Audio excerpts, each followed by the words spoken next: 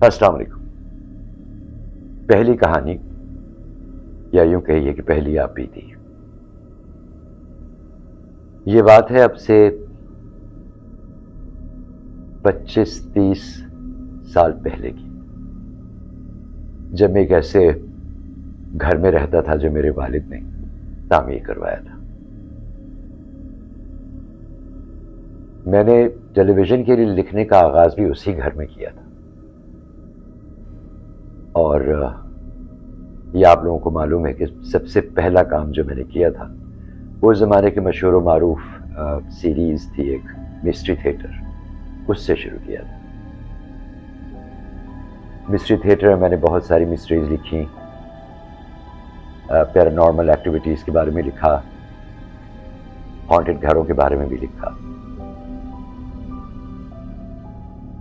وہ کہانیاں زیادہ تر فرضی تھیں، مگر جو کہانی آج میں آپ لوگوں کو سنا رہا ہوں وہ فرضی نہیں۔ تو صاحب یہ کہانی ہے اسی زمانے کی جب میں مسٹری تھیٹر لکھتا تھا۔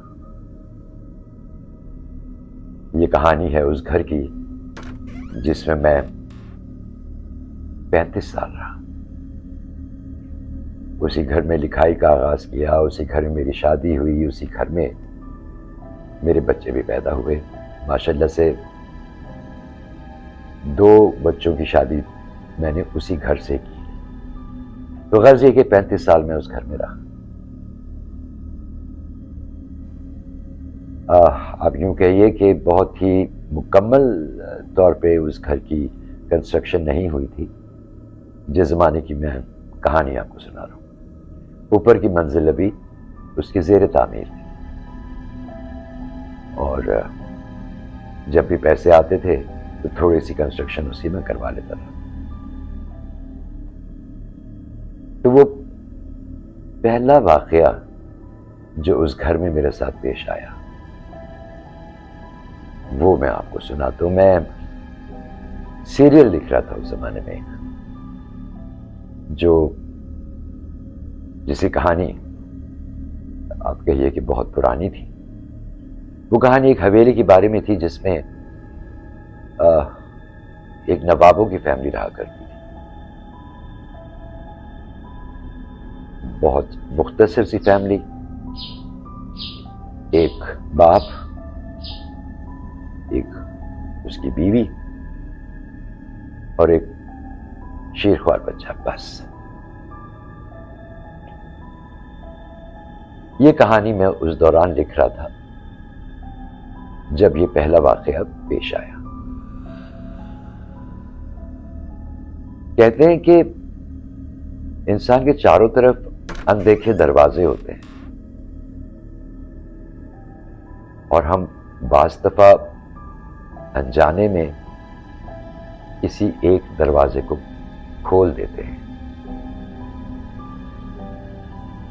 جان بوجھ کے نہیں۔ یہ زیادہ تر انجانے میں ہوتا ہے۔ کسی اندیکھے دروازے میں قدم رکھنے کا مطلب کسی نئی دنیا میں داخل ہو جانا، یا اس دنیا میں رہنے والے کسی کو اپنی دنیا میں آنے کا موقع فراہم کرنا۔ اور شاید میں نے وہ سیریل لکھتے ہوئے کوئی اندیکھا دروازہ کھول دیا تھا۔ تیسری قسط لکھ رہا تھا۔ رات دیر سے واپس آیا تھا۔ مجھے اچھی طرح یاد ہے کہ چاند پورا تھا، سردیوں کا زمانہ تھا، اور بہت دیر نہیں ہوئی تھی، یہی کچھ 11 ساڑھے 11 کا ٹائم ہوگا۔ چاند پوری آب و تاب سے چمک رہا تھا۔ اوپر کی منزل میں میرا کمرہ تھا، جسے کہیے کہ آپ ایک چھوٹی سی لائبریری تھی جس میں میری کچھ کتابیں تھیں۔ اسی کمرے میں بیٹھ کے میں لکھا کرتا تھا۔ سیڑھیوں کا اب کہیے کہ تعمیر تو ہو چکی تھی سیڑھیاں، مگر ابھی منڈیر پہ پلستر نہیں ہوا تھا۔ اور وہ جسے میں لائبریری کہہ رہا ہوں وہ بھی ایک ایسا کمرہ تھا جس کے اندر پلستر ہو گیا تھا، دیواریں وغیرہ تیار تھیں، مگر کھڑکیاں ابھی ادھوری تھیں. اسی کمرے میں میں نے ایک بیڈ بھی لگایا ہوا تھا. لکھتے لکھتے اکثر وہیں سو جایا کرتا تھا. یہ پہلا واقعہ اسی چاندنی رات میں پیش آیا. مجھ سے قسط لکھی نہیں جا رہی تھی, ادھوری چھوڑ کے میں سو گیا تھا. اچانک مجھے ایسا محسوس ہوا جیسے کمرے میں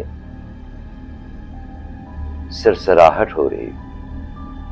ڈسٹ بن میں جیسے میرے پھاڑے ہوئے کاغذات, ان میں کاکروچ چل پھر رہے ہوں. سرسراہٹ سے میری آنکھ کھلی تھی اور میں نے ڈسٹ بن کی جانب دیکھا, یہ سوچ کر کہ شاید اس میں کاکروچ ہے. میں اٹھ کے ڈسٹ بن تک گیا اور ایک کاغذ ڈسٹ بن میں سے خود بخود باہر نکلا اور زمین پہ گر گیا. لمحے بھر کو میں نے سوچا بھی, نیند سے چونکہ آنکھ کھلی تھی, مکمل طور پہ آپ کہیے کہ ہوش میں نہیں تھا. وہ زمین پہ گرے ہوئے کاغذ سے میں نے بہت زیادہ غور نہیں کیا. کاغذ کو کھول کے دیکھا تو اس میں میرا ایک لکھا ہوا سین تھا جو اب سیریل میں بالکل صحیح معنوں میں جگہ پہ ٹھیک بیٹھ رہا تھا. میں نے اس کاغذ کو سیدھا کیا, واپس اسکرپٹ میں لگا دیا اور اب بازو پہ ہاتھ رکھ کے سو گیا. مگر فجر کی اذان سے کچھ پہلے میری آنکھ کھلی اور میں نے پہلی بار اس سائے کو دیکھا جو 35 سال تک میرا پیچھا کرتا رہا.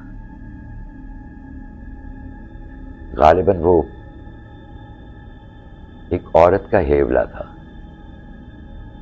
کالے لمبے لباس میں وہ عورت میرے سرہانے کھڑی تھی. میں نے آنکھوں پہ سے ہاتھ اٹھا کے اسے دیکھا تھا اور وہ الٹے قدموں چلتی ہوئی کھڑکی سے باہر تحلیل ہو گئی. میں بہت دیر تک ساکت لیٹا رہا کہ یہ خواب تھا یا وہ کوئی ہیولا تھا, کوئی سایہ تھا, یا وہ واقعی کوئی عورت تھی. آگے کیا ہوا میں اگلی قسط میں آپ کو سناؤں گا.